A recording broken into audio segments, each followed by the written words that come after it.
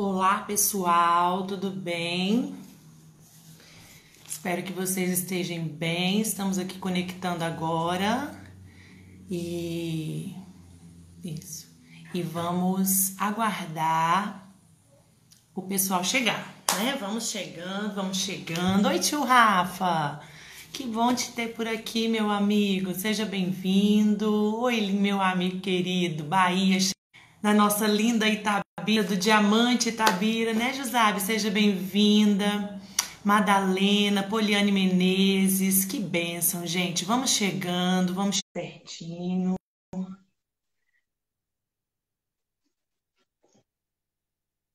A Flávia. Ah, ele chegou! Nosso amigo chegou! Uhul! Deu Deu certo! certo, Keila. Doutor Guilherme, tá chegando o povo aqui, sabe? Deu Itabira certo. já tá com a gente, né? Rio de Ah, é? Janeiro Que tá bom. chegando, aham.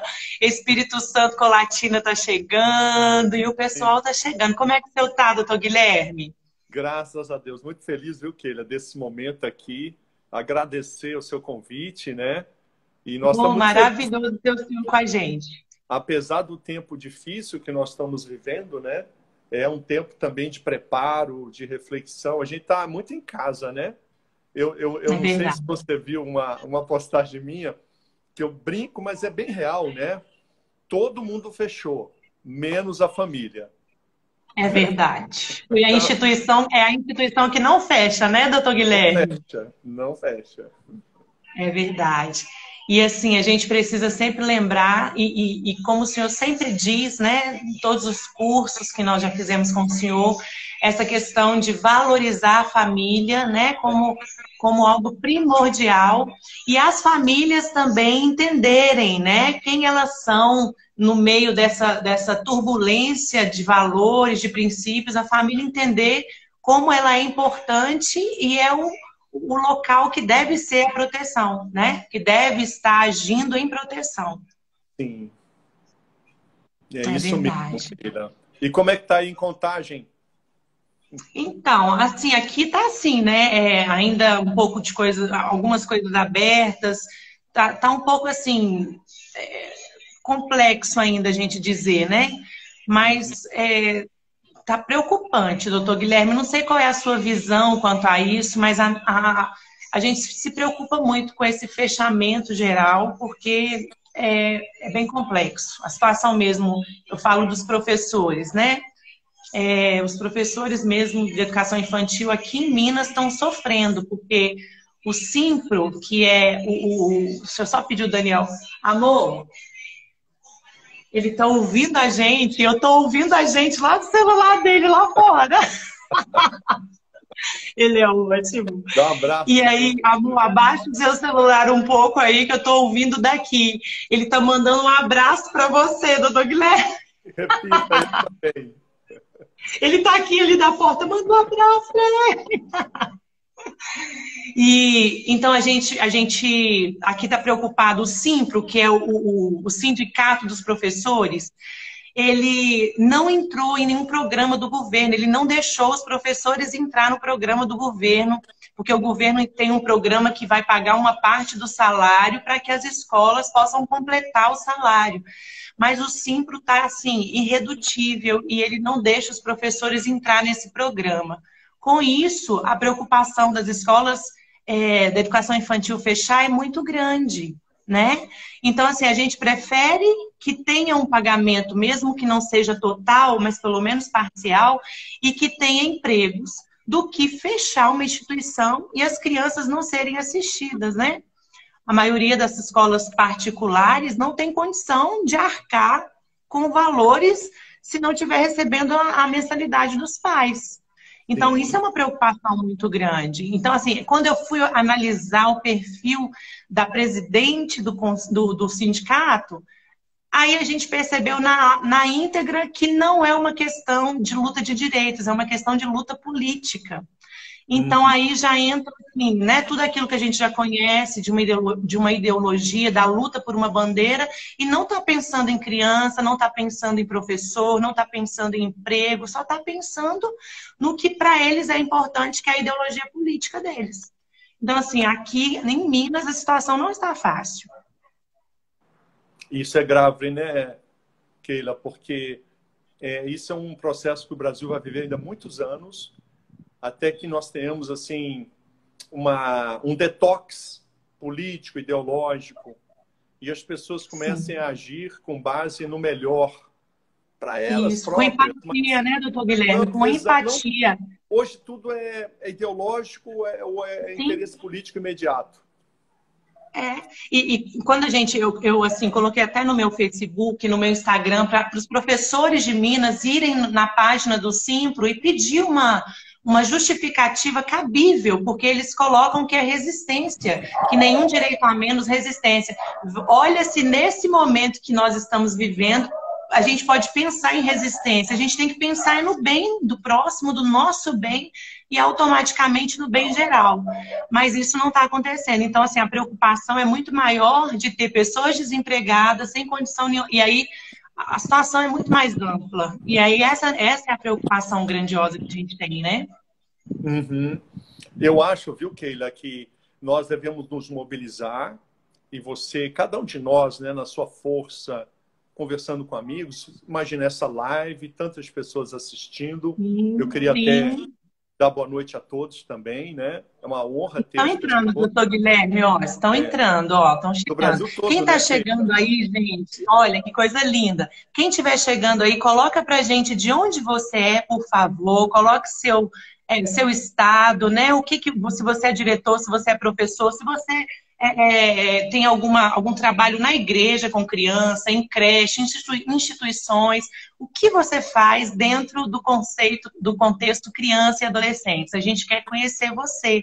Né? Já temos aí Cláudia. Cláudia, de onde você é, Cláudia? Vai dizendo para a gente, porque a gente quer saber, né? De onde você é, o que você faz. Tem muitos professores também infantis do Ministério Infantil, né? Da igreja. Tem professores também, doutor Guilherme, das escolas, né? Braço do Rio aqui, Espírito Santo. Espírito Santo já tem uma turminha maravilhosa aqui. Olha que Ribeirão coisa boa. Preto, olha, Em que Bahia, Guarulhos. Guarulhos, ó. Olha, BH. deixa eu falar para você e falar para todos que estão nos assistindo. Na nossa causa pela criança, uma pessoa é multidão. Vou É repetir. verdade. Na causa pela infância, Vanessa, você de Itajaí, você muda Itajaí. Uma pessoa É é verdade. multidão. Só que essa pessoa, para ela transformar a cidade dela, ela vai ter que estar armada e ser perigosa. Eu estou brincando com o título Conhecer, de né, um doutor filme. Guilherme? Tem um filme antigo dos anos 80 que é Fulano Armado e Perigoso.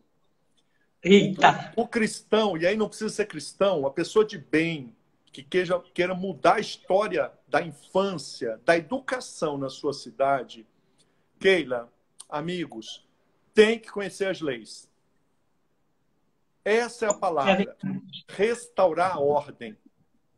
Nós não podemos continuar sendo folha seca que o vento leva para um lado e para o outro. E quem melhor que um professor para restaurar a ordem? Ele tem pedagogia. Você veja, a polícia, a justiça não tem pedagogia. Eu, procurador, Ministério Público, nós não temos pedagogia. É a força da lei bruta. O professor, ele tem um jeito, um modo, ele tem estratégia. Então, Keila, veja A didática, só. né? Esse é um alvo assim, muito importante, porque nós mudamos a nação protegendo as crianças. E esse trabalho, Keila, muitos assim ficam desanimados por estarem sozinhos. E eu digo para vocês, é melhor sozinho do que mal acompanhado. Então, sozinho não tem nenhum problema. Você tem que estar bem preparado. E eu creio, sabe, Keila, e que você é um exemplo disso. Você é líder de Ministério Infantil, você é mãe, você é professora, você é alguém que anima as pessoas e você, eu não digo porque eu dei cursos aí, você busca o conhecimento, você busca os seus direitos. Então isso talvez seja a grande palavra para que nós agora, não importa se é cristão, cristãos ou não cristãos, Vamos falar com as pessoas de bem, Keila. Você pode transformar a infância e a educação da sua cidade sozinho. E eu já queria te dar um exemplo, Keila. Eu não vou falar o nome da cidade para não expor a pessoa. Mas é uma cidade, sim, Keila, amigos, é uma cidade de 600 mil habitantes. Eu vou deixar vocês curiosos. Fica no Nordeste. Oh, já está saindo mais pistas. Tá vindo pistas. Vamos mandando pistas que a gente vai descobrir. Então, uma cidade de 600 mil habitantes no Nordeste. Um dos meus livros que você conhece, que é o Família Educa, Escola Ensina. Esse livro isso tem aqui, as ó. leis. É um livro que agora ele está com capa Amazon. nova. Tem uma capa nova, mas é esse aí. Família Educa, Escola Ensina. É um livro para a família e para o professor. Entender as leis que regem a infância. Os dois olhando, um cuida de aluno, o outro cuida dos filhos. Funções diferentes, mas tem que conhecer as leis. Uma única pessoa, numa cidade de 600 mil habitantes, leu o livro, me ligou. Dr. Shelby, está acontecendo isso mesmo? Eu disse, sim, está acontecendo. E o que eu poderia fazer? Aí eu perguntei para ele, você conhece alguém da educação? Ele me respondeu, eu conheço a secretária de educação da cidade. Eu perguntei, conhece mesmo? Ou é um amigo, é alguém próximo? Ou é alguém que você ouviu falar e cumprimentou um dia? Ele me disse, não, eu tenho o telefone dela. Se eu for a ela, ela me recebe hoje. É uma amiga. Olha, na mesma semana, eu vou resumir a história. Essa pessoa, conhecendo as leis, foi a secretária de educação. E na reunião, depois ele me conta. Doutor, eu apresentei as leis para ela durante a reunião. Quando ela viu aquelas leis, sabe o que ela me falou? Eu não sabia que existiam essas leis. Quer dizer, a secretária de educação não conhecia as leis. Isso é muito comum. O resultado. Doutor Guilherme, só para acrescentar o que o senhor está dizendo e para trazer um exemplo claro agora da nossa área, né? Agora eu estou aqui como uma pedagoga, um professor. A gente não aprende sobre as leis na faculdade. A gente não tem essa aula, nunca foi informado sobre isso. Então, é essa parceria que nós estamos fazendo, de ter um procurador, de ter alguém que conhece das leis, disposto a nos dizer o que pode ser feito. Aí a gente vem aqui com o manual do professor, que você né, tem esse material riquíssimo para nos munir, para nos dar estratégias e conhecer nossos direitos e os deveres, né? Tanto do professor, da família, da criança. Então, essa parceria e esse levantar de pessoas comprometidas é que faz a diferença, né? E graças a Deus que nós temos o senhor como uma pessoa que se dispõe a isso, se doa de uma maneira assim espetacular para a glória de Deus, porque eu sei que é Deus que levantou o senhor e eu sei que é para a glória de Deus que o senhor faz também. E é isso que é importante, né? Ter esses pontos, porque a gente não aprende isso na faculdade. Não. A gente pode, nós nos formamos como pedagogos, como professores, como diversos pontos na educação e não tem uma formação específica para as leis. E isso é algo assim extraordinário e que eu não tiro da minha cabeça que ainda teremos uma formação conseguindo conciliar tudo isso dentro da pedagogia, dentro das letras, dentro de cada formação do professor, ele saber que ele tem direitos, mas que ele tem deveres que não podem ser substituídos, né? E que precisam ser seguidos e respeitados. E aí, qual foi o resultado dessa trajetória aí? Não, mas até complementando o que você falou, Keila, então, e conhecerei as leis e as leis vos libertarão. Libertará. Entendeu? Porque o povo morre por falta de conhecimento. É verdade. Então, doutor Guilherme, e é tão...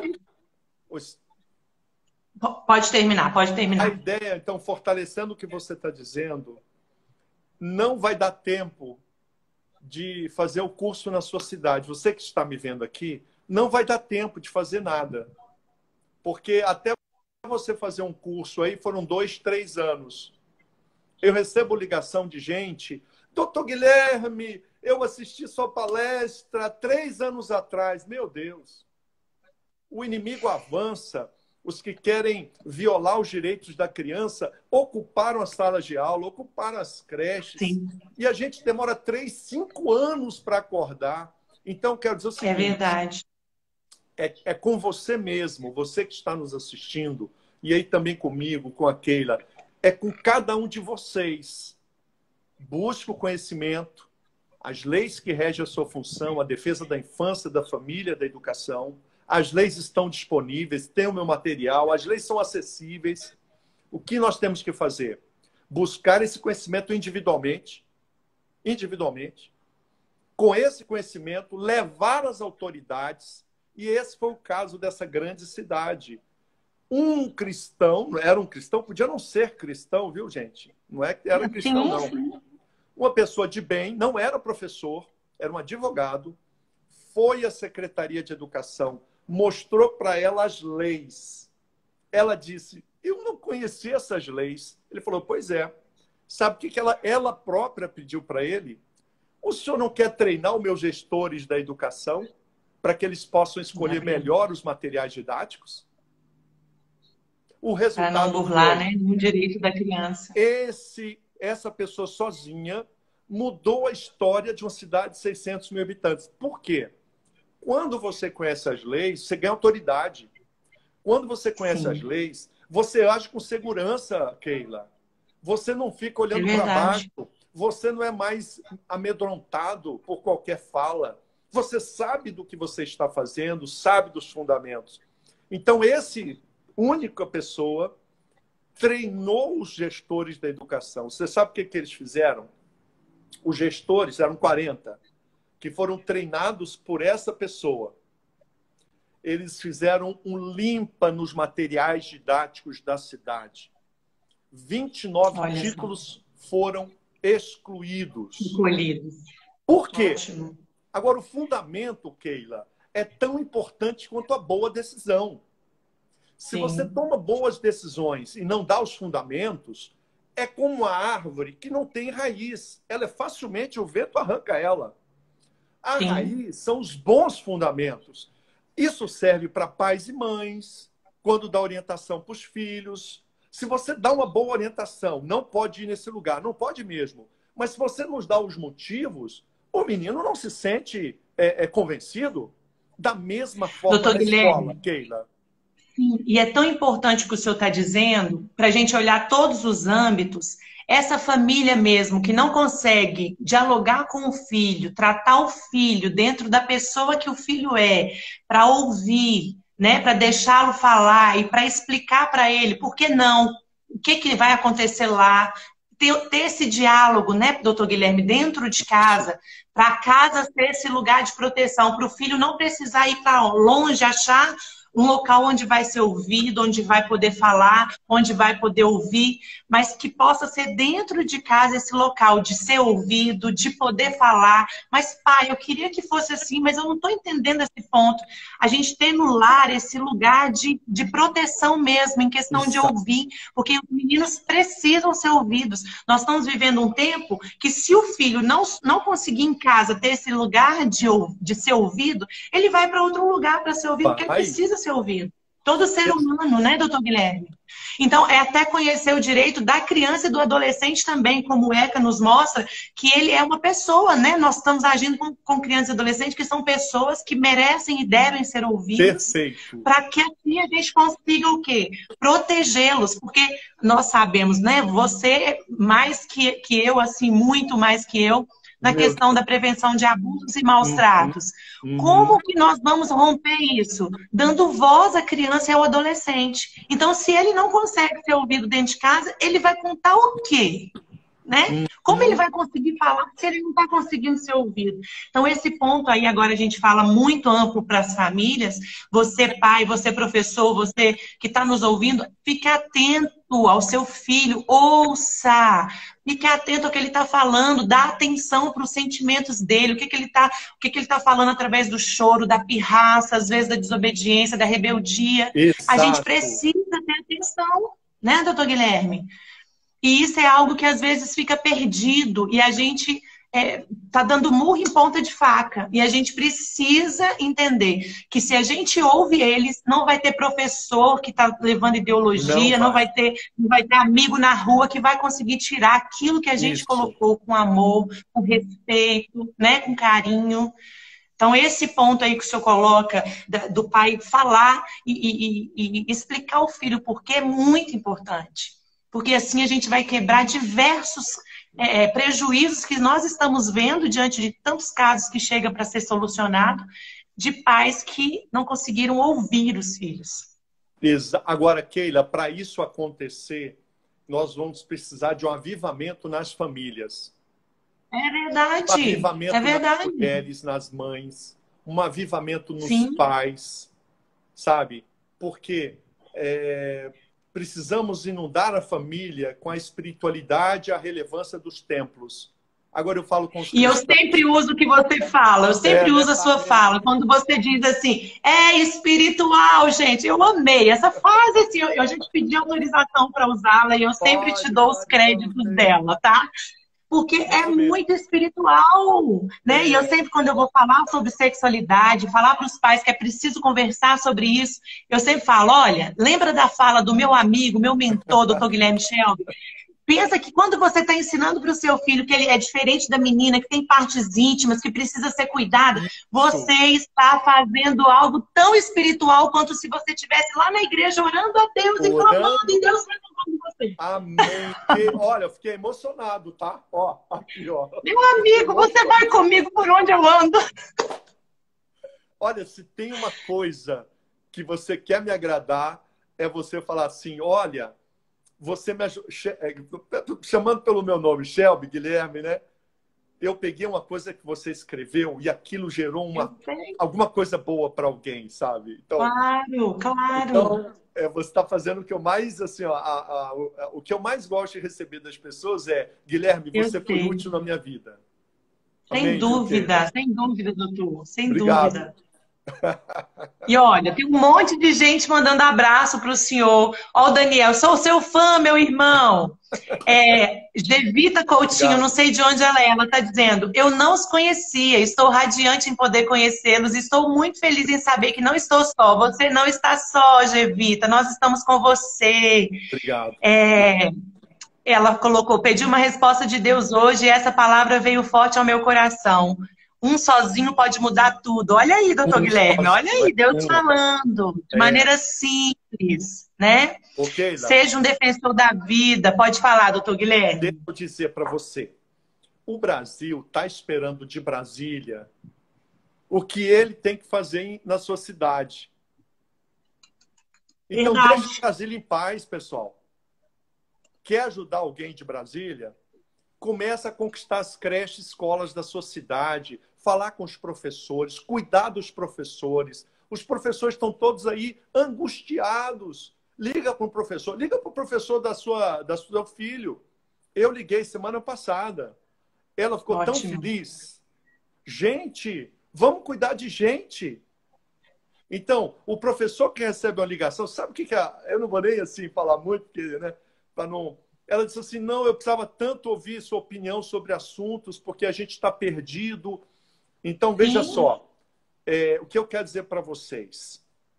Um é multidão, um é Davi. Eu quero trazer Davi para a nossa fala hoje, gente. Davi era um só, mas ele tinha pedras. Ele treinou a usar as pedras. Verdade. Você acha que Davi não tinha medo de perder? Claro que tinha. Todo mundo sabe que quem entra no octógono, quem entra num combate, o medo da morte é que faz ele vencer. Ele não entra com já ganhou, não. Não tem já ganhou, não. Podia ter morrido, podia. Então, essa noção do combate e de você estar bem preparado, eu falo armas, mas não é mais armas, são as leis, são os escudos. Hoje não trabalhamos mais com pedras na cabeça de ninguém, nem com facas, nem espadas. Mas a ideia é que o cristão entenda que ele continua em batalhas. E essas batalhas são tão espirituais quanto materiais. Ou você acha que Jesus foi no templo, Keila, Posso falar agora um pouquinho para os cristãos, né? Por favor, por favor. Vocês acham que João 2, Jesus foi no templo para orar com os vendilhões que faziam iniquidades? Ou ele levou uma arma, uma azorrague, e expulsou aos gritos? Tem que ler a Bíblia. Existe um momento de orar, existe um momento de pregar, e existe um momento de bater na mesa e expulsar quem faz o mal. Na realidade atual, seria prender os abusadores, seria levar à justiça os que praticam violência doméstica. Não é para orar, não. É para levar para a justiça. Essa atitude, movida pelo Espírito, de entrar no templo como Jesus entrou, diante dos vendilhões que praticavam iniquidade lá no templo, quando ele expulsou com veemência, rigor, força física, grito e armado com a azorrague, Jesus era tão espiritual quanto no Sermão do Monte. Sim. Porque não há uma vida separada, uma vida de oração e uma vida vivida. As duas são uma só. E eu quero dizer que cuidar dos filhos, cuidar de alunos, é tão espiritual quanto orar por eles. Então, essa ideia, Keila, qual é? Vamos dizer assim, inundar o cotidiano das pessoas, dos cristãos, com a mesma relevância espiritual que ele tem no templo. Porque hoje nós vamos no templo e sentimos assim a presença de Deus e sentimos mesmo no louvor, na pregação. E o templo é um lugar para a gente cuidar, como Jesus cuidou de templos. Mas Jesus não era homem de templos. Ele cuidou do templo, mas ele andava nas ruas, nas cidades, e ele fazia aquilo no momento do dia. Olha lá o que ele fez com a mulher adúltera. Foi o lugar de maior risco que ele teve. O lugar de maior risco. Os homens já estavam com pedras na mão. Era a maior facilidade apedrejar ele também. Sim. Ele não deixou a mulher adúltera ser apedrejada, só que ele usou uma estratégia. Perceba isso. Então, existe um momento da multiplicação dos pães e peixes para dar comida de comer, Keila. O milagre se viu a um propósito biológico de comer. Então, nós temos que restaurar essas coisas, está tudo na Bíblia.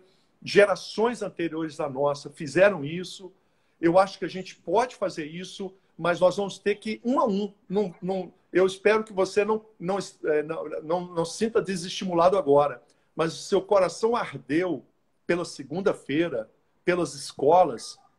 Vá você, se prepare. Nós estamos aqui, né, Keila? Eu estou aqui para te ajudar. Mas você tem que discernir que é você. Você não pode querer... e se a minha igreja... Talvez a sua igreja não vá, né, Keila? Talvez o seu pastor não se interesse por isso. Tudo bem. Às vezes não tem a visão, não é, doutor Guilherme? Quem leva a visão é a gente. Às vezes a gente coloca diversas barreiras. Mas ninguém me vê, ninguém me ouve, ninguém me... Começa fazendo o que você pode. Está na sua mão? Faz o que você... Vai até onde você consegue. Porque uma hora vai chegar um que vai pegar na sua mão, o outro pega na mão dele e a gente vai aumentando o fluxo. E se a gente deixar de fazer porque a gente não tem condição financeira ou porque a gente... Isso não é justificativa para nada. A gente pode fazer o que tiver ao nosso alcance a se fazer, porque assim a gente consegue mudar. A gente vai ajudar uma pessoa, a gente está ajudando uma pessoa, a gente está ajudando um ser, que aí no caso para Deus é uma multidão, para nós também é. Amém. Então o que a gente pode fazer? Fazer o que tiver ao nosso alcance. Eu lembro quando você diz aí da mulher adúltera, a gente vai pensar, Jesus não queria que ela fosse apedrejada ali, porque Jesus tinha um perdão para dar para ela. Só que Jesus diz para ela, olha, vai filha, mas não peques mais, você tem que cessar isso, porque isso é errado. Né? Da mesma forma a gente fala quando a gente vê um abuso, quando a gente vê uma questão acontecendo, a gente não pode se omitir, porque se a gente se omite, a gente está sendo conivente. Se a gente é conivente, a gente está fazendo... Eu vejo como fazer pior do que a pessoa. Porque se você tem a solução para dar e você não dá por medo, por receio, porque não é problema meu, você acaba deixando perpetuar uma violência que precisa ser finalizada para a libertação do abusador, né? Do violento ali e da pessoa que está sofrendo a violência.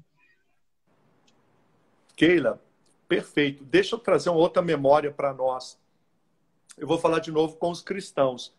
Porque isso é muito importante a gente ter em mente. A passagem de Mateus 25, tive fome, me deste comer, tive sede, me deste beber, fui enfermo, me visitaste. Os discípulos indagam, quando ocorreu isso e fizemos ou não fizemos? Jesus fala, toda vez que fizestes isso, dar de comer, de beber, visitou o doente no hospital, fizeste as mim também. O que eu quero trazer aqui a nossa pensamento? E se fosse possível dar de comer para todas as crianças de uma cidade, eu estaria cumprindo esse mandamento? Pera para pensar. Sem dúvida. Mas veja, teologicamente não. Na teologia que domina o nosso tempo, não. Eu quero trazer à memória alguns personagens bíblicos fantásticos, heróis da fé, que viram espiritualidade em ocupar cargos no governo. Eles ocuparam, eles foram governadores, eles foram ministros. E esta foi a função espiritual deles. Eles não oraram por governantes, eles não foram pastores sacerdotes. Eles foram homens cujo chamado espiritual foi governar. Eu estou me referindo a 3 pessoas. José do Egito, Daniel na Babilônia e Esther. Porque o cristão olha para o governo e diz assim, para a política, e diz assim, eu tenho que respeitar os governantes, mas vê o governo e as políticas públicas como algo não espiritual. Então você tem que tirar do seu livro José do Egito, Daniel e Esther. Qual foi o epílogo? Em que consistiu o livro de Esther? Qual foi o ato supremo no livro de Esther? Quando ela conseguiu o decreto do rei. O decreto. Magnífico. Uma decisão governamental que protegeu o povo inteiro. José. E por um povo que não era o povo dele, né, doutor Guilherme? Que não era o povo dele. Mas veja, Esther, ela não ocupou cargo, vamos dizer assim. Até pode dizer que ocupou porque era a rainha. Mas, vamos dizer, ela foi uma influência profunda no governante. E salvou o povo. José, olha o que José fez. José elaborou uma política pública de armazenamento de grãos. Incrível. Salvou o Egito e o seu povo. E por isso se tornou governador. Daniel era querido pelos reis, mas ele não orava pelos reis, não. Ele orava no íntimo dele, mas ele não fazia culto em palácio, não, porque era proibido. Mas ele assessorava. Era um ministro de reis, um ministro de Estado atual. Então nós temos figuras bíblicas que gritam no nosso ouvido: ocupar cargos no governo, elaborar e executar políticas públicas, amigos, é tão espiritual quanto pregar na igreja. São chamados que se complementam. Nós não podemos ficar como crianças perguntando um para o outro: quem é mais bonito? Quem é maior? Quem é mais importante? Porque o braço não pode concorrer com a perna. O apóstolo Paulo nos exorta: somos membros de um mesmo corpo. E nós continuamos com essa brincadeira de saber quem é o maior. A mão concorre com o pé, Keila. Temos que acabar com isso. E aí não consegue caminhar. Não consegue caminhar. Então nós somos um reino dividido. Eu creio que você, Keila, todos que estão me ouvindo, há um chamado. Começa a se interessar pelo chamado dos outros. Não olhe só para você, não. Tem alguém com um chamado? Não precisa ser amigo, não. A mão, não sei se é amiga do pé, mas você vê que é uma coisa de Deus. Colabore com o chamado, porque a mão pode colaborar com o pé. Lembra de uma metáfora muito interessante. A mão abre a porta, mas o primeiro a entrar é o pé. Muitas vezes, Deus nos dá uma chave, mas é outro que vai usufruir e utilizar aquela porta. Nós achamos que sempre a chave é para nós. Pode ser, sim, pode ser. Como não? Então é preciso que o corpo se alinhe. Eu acho que não é difícil, Keila. Nós que estamos na infância, cuidando de família e educação, eu creio que todo mundo que está nos vendo aqui, a gente é só a gente começar a falar com o outro, cooperar, sabe, não ser tão grandioso nas promessas. Calma, a Bíblia já está escrita, né? Sim. Começa a falar como devagar. Gente, pessoas. Porque às vezes eu chego assim e falo, não, eu te amo, você é meu irmão, o que você precisar eu te dou. Não dá nada. Quando a pessoa Sim, ligar, eu não atendo. Então vamos falar sim. menos e fazer mais para E ficar uma agir coisa mais. mais equilibrada, entende? Esse é o meu Doutor pensamento, Keila. Guilherme, a Gevita está dizendo aqui, eu achei relevante demais o comentário dela. Ela está dizendo, a maioria dos militantes aqui são todos em defesa da ideologia de gênero. Tentam inserir nas escolas de qualquer forma. Estamos sempre fiscalizando. Eu acho é interessante esse comentário dela. Ela está falando da questão da militância, né? E a gente sabe também, doutor Guilherme, que há uma falta de ensino, do ensino verdadeiro, do ensino biológico, do ensino científico, do ensino até mesmo dentro dos preceitos bíblicos, né? Desse ensino da sexualidade, desse ensino do cotidiano da criança, dentro da linguagem dela, dentro respeitando a vulnerabilidade psicológica dela, mas o ensino para a sexualidade ele deve ser desde a tenra idade. Só que isso a gente sabe que vem colocando nas escolas de maneira errônea e totalmente abusiva, mas é claro que existe também os faróis, existe sim umas luzes brilhando, eu faço parte dessa luz, por isso que eu estou Sim, dizendo que existe, não existe só militante, pelo contrário, tem se despertado pessoas que se preocupam com a causa, né, e que mergulham nessa causa para que possa chegar nas escolas de uma maneira respeitosa, de uma maneira objetiva, de uma maneira preventiva, até mesmo para ajudar as famílias, porque as famílias, eu pelo menos, eu acredito que o senhor também, nós não fomos criados, né? Nossa geração não foi criada com uma educação sexual saudável. Eu não fui, né? não. Eu não fui, eu não Eu. podia falar sobre isso. Meu Deus, se eu falasse. E assim, né? Não tinha essa abertura. E agora a gente sabe que é necessário ter de uma maneira, como nós já colocamos, respeitosa, objetiva, respeitando a vulnerabilidade da criança, mas ensinando, porque eu acredito que o senhor passa por isso, nas palestras, quando vai colocar, os pais ficam, mas o que falar? O que fazer? Eu não sei, porque a gente só dá aquilo que a gente tem, né? Não tem como eu Exato. dar aquilo que eu não tenho. Se eu não Uhum. sei, eu não vou ensinar, deixa sem ensinar, eu deixo a escola falar. Mas e aí? Como a escola está falando? Se não for uma escola que você conhece, que é uma escola responsável, que é uma escola que se preocupa, por exemplo, no meu trabalho, eu vou em diversas escolas para falar sobre isso. Uso o seu trabalho da revistinha, que é o trabalho de prevenção a abuso e maus tratos, que vai tratar do assunto também. A gente precisa, e mostra para os pais o que vai ser ensinado, como vai ser ensinado. E eu sei que o senhor tem muitos projetos e muitas questões para nos ajudar nisso também, né? Fala um pouquinho aí do projeto da revistinha. Eu quero que o senhor traga isso para a gente aqui. O projeto da revistinha é um projeto mais rápido, chama Cristãos pela Infância. Você pode entrar www.cristãospelainfancia.com.br. Anotem aí, amigos. Cristãos pela Infância, tudo junto, tá, gente? O que é esse projeto? Esse projeto significa cada cidade se reunir, cotizar, viu? Várias igrejas se reúnem, cada um adquire uma quantidade de revistinhas, o mínimo é 3.000. Eu não posso trabalhar com poucos. Esse não é um Sim, projeto para ver o que... É tudo ou nada. Nós estamos na reta final sim. dessa batalha. E em 5 ou 10 anos ela acabou. Para bem ou para o mal, tá? Eu quero lembrar vocês que o Titanic afundou, tá? Porque muita gente está assim, não, mas Deus é maior, sim, mas o Titanic afundou.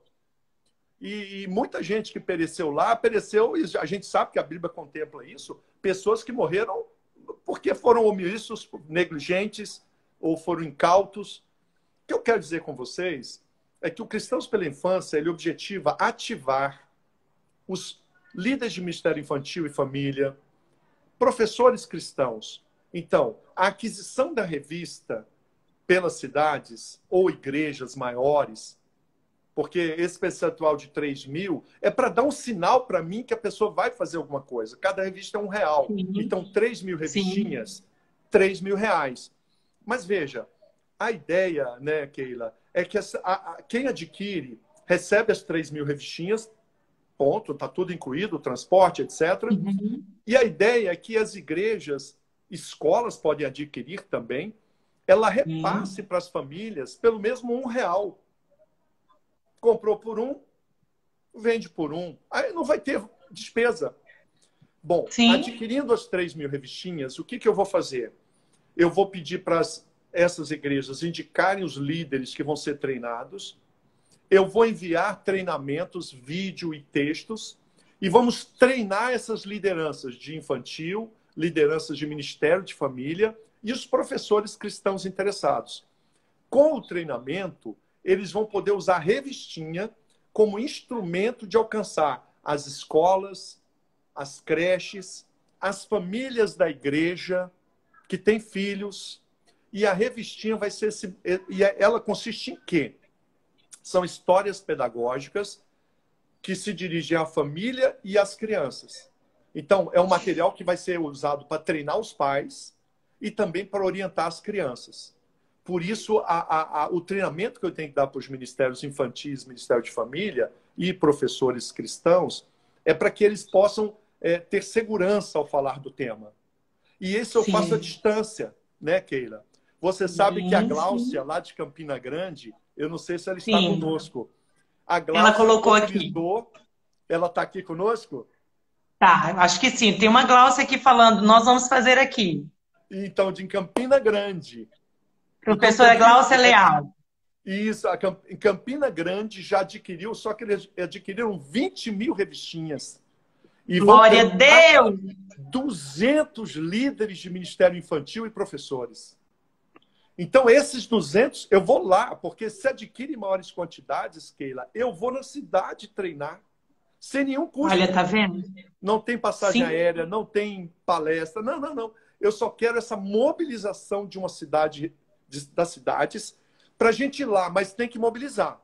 E eu não posso ir treinar pessoas sem um compromisso delas. Comprar as revistinhas é a forma de dizer, eu vou além dessa palestra.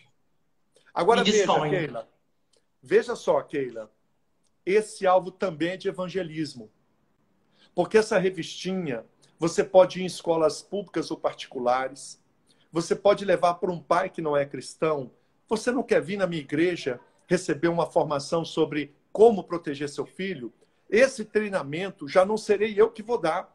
Os líderes que eu treinar, eu espero que eles chamem as famílias não cristãs para técnicas e estratégias de proteção dos filhos. Que pai vai deixar isso de lado? Por R$ 1, que eu proponho que a revistinha nunca seja dada.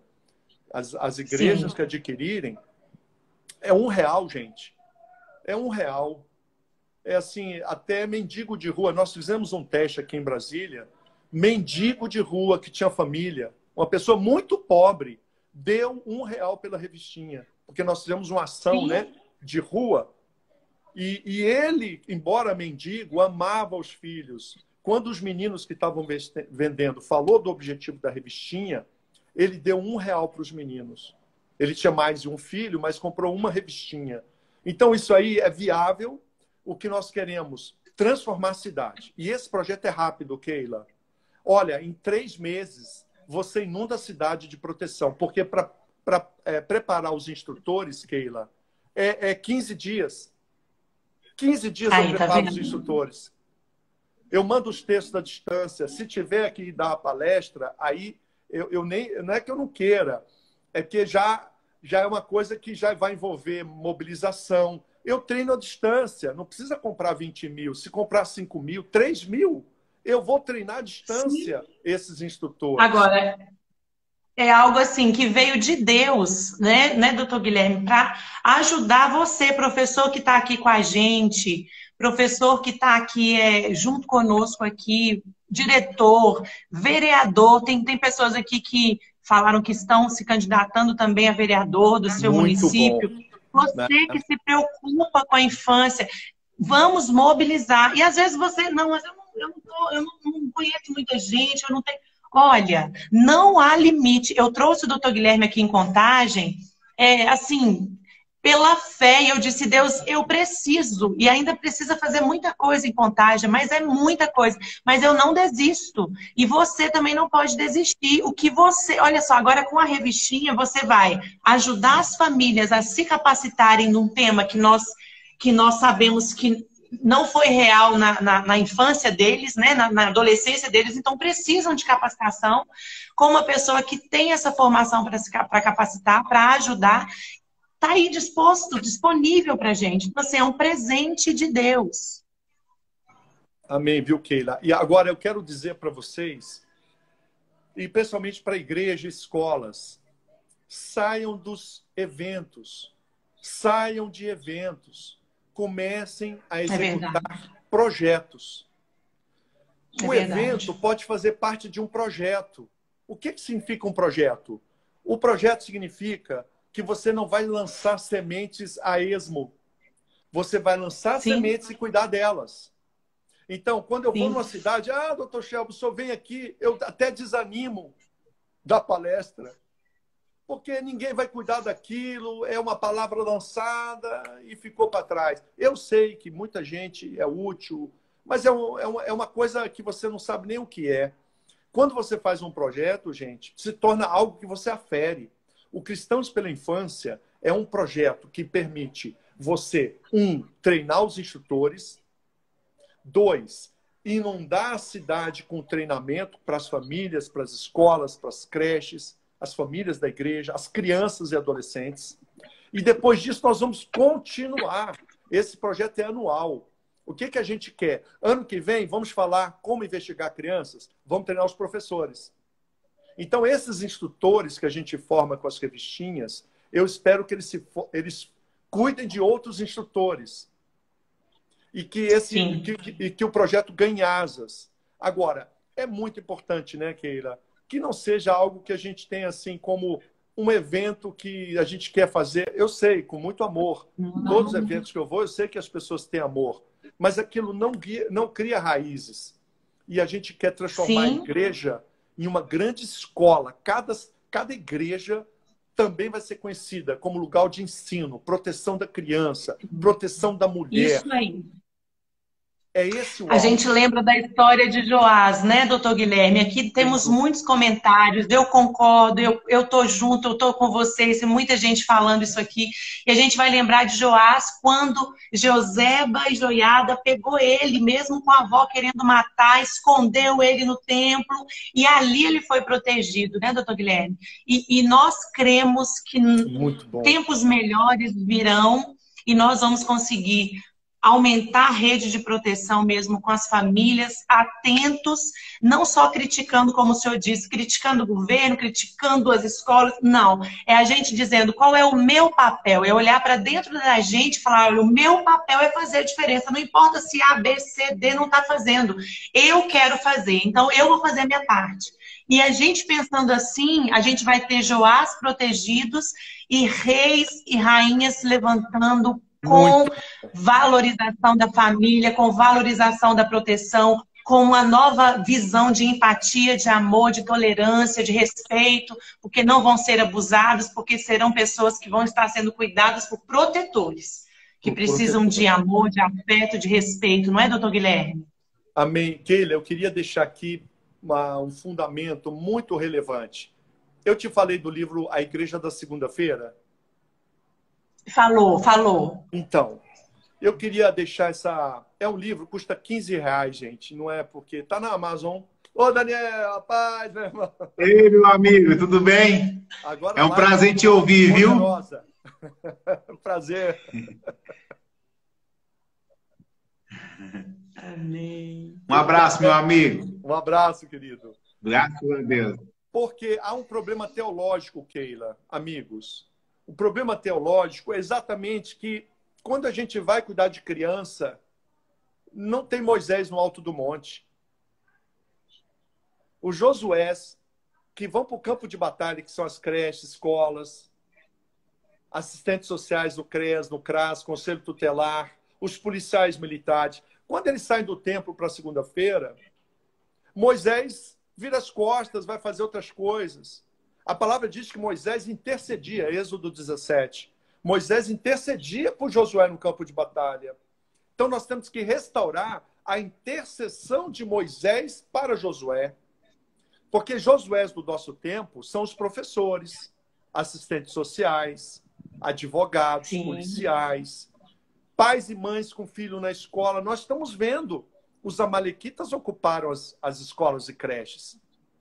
E nós não podemos ficar agora isolados. Então, é Moisés, são os pastores, são as lideranças. Eu creio nisso. Eu escrevi o livro A Igreja da Segunda-feira como se fosse assim, uma proposta de união dos homens e mulheres. E onde a gente adquire o livro? Porque esse eu ainda não tenho. É só pela Amazon.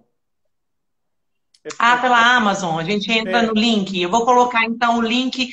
Eu vou fazer um print. Eu fiz alguns prints da nossa conversa. Então, para todo mundo que está aí conectado, eu vou fazer o print. Eu já fiz aqui, vou postar.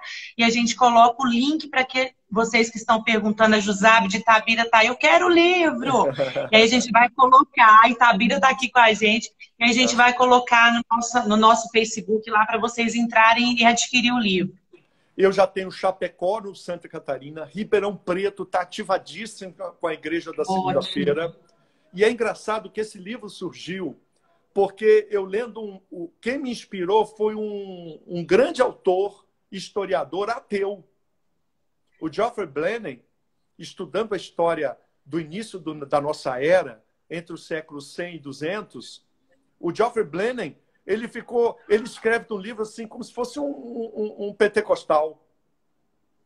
Havia um povo entre os anos 100, basicamente, após a morte do apóstolo João, até o decreto do imperador Teodósio, que implantou o cristianismo no Império Romano.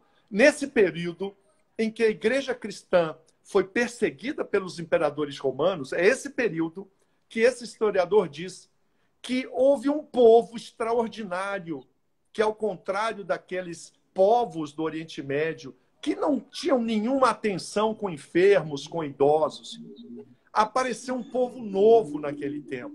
Um povo que não podia ter templo, porque era proibido ser cristão. Se pregasse na rua, morria. Então ele tinha que ser cuidadoso. Mas esse povo escolheu um jeito extraordinário de evangelizar.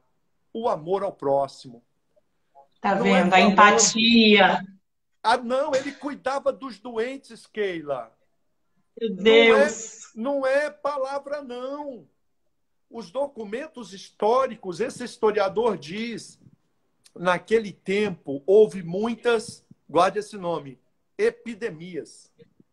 Eita, olha aí. Durante as epidemias, os cristãos subiam no conceito de todos os povos. Por quê? Porque eles cuidavam dos doentes.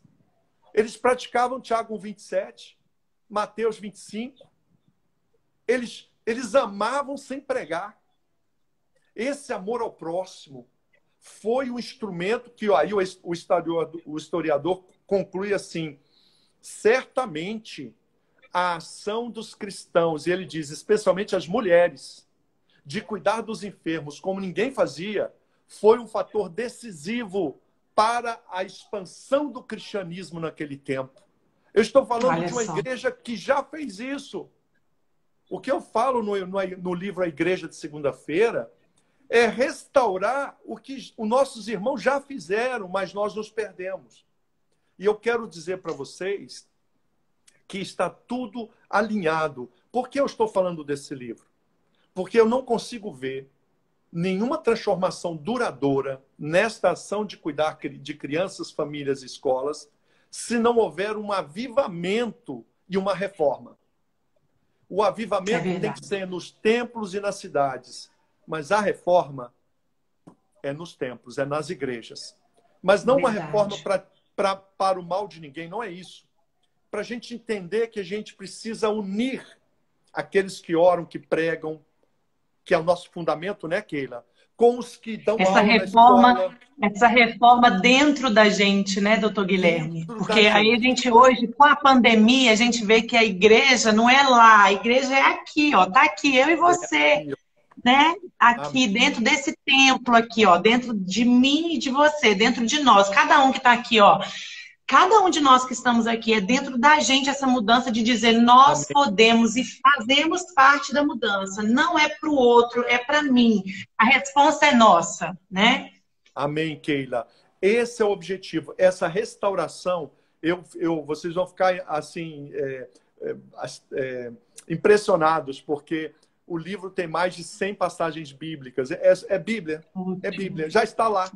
Mas, às vezes, agora a gente não conseguiu ver a profundidade da simplicidade.